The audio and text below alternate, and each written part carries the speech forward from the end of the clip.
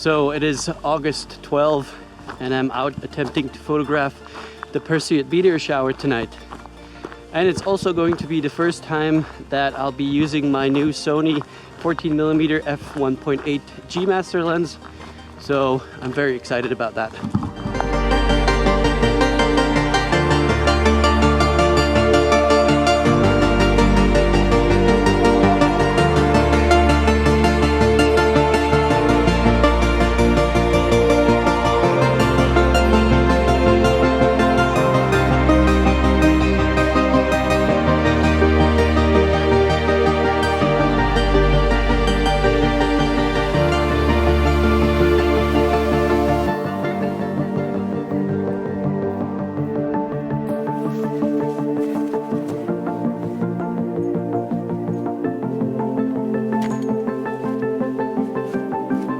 So the Perseid's meteor shower is one of the larger meteor showers that happens every year from early July till late August, with the peak being in the middle of August.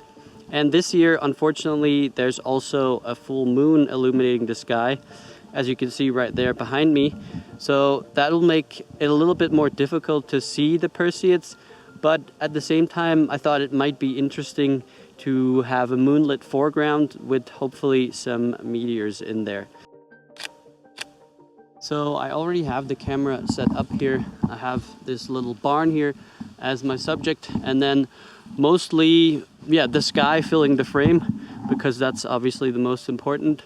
I'm shooting on my Sony a7 Mark III, and like I said before, my new Sony lens, the 14mm 1.8, which I'm really excited about. I believe my settings were 15 seconds exposure, f1.8, and then, believe it or not, an ISO of 250.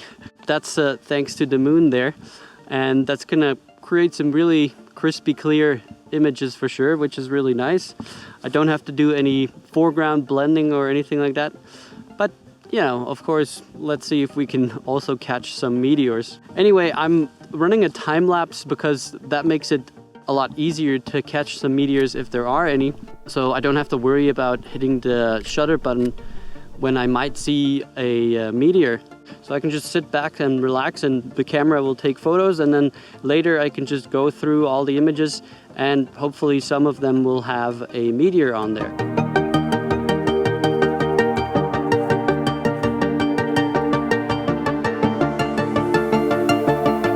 So maybe you're wondering, why did I point my camera specifically that way, or where should you point your camera if you're trying to photograph meteors?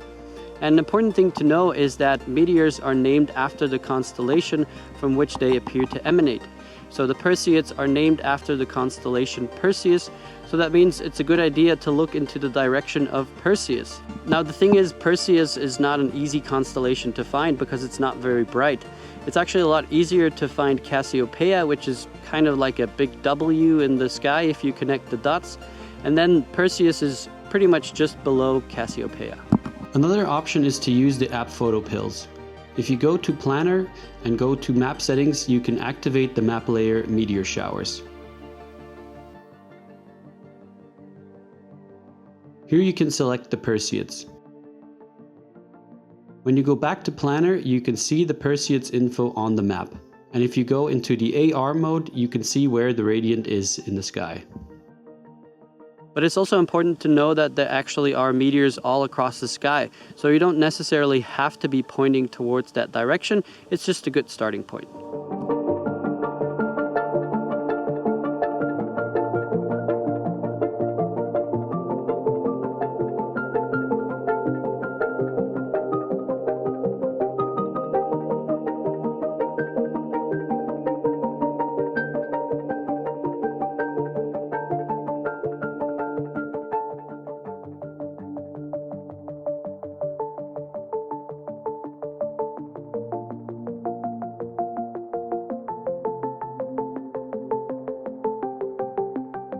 So this is the photo I ended up with.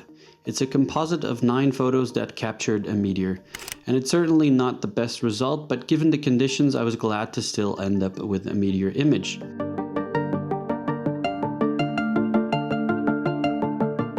I also turned the time lapse of that evening into a star trail photo which I definitely like a lot more. Either way, it was a great experience under the night sky, and I can't wait for the next meteor shower. Thanks a lot for watching, and see you in the next one.